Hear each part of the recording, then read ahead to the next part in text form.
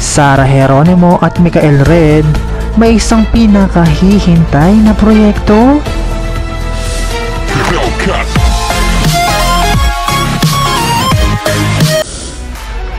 Sigurado na ito ang kilalang mga awit na si Sara Geronimo at ang direktor ng Deleter na si Michael Red ay magkakaroon nga ng proyekto. Sa isang post ni Direk Michael, makikita silang dalawa na nag-uusap at may caption na soon.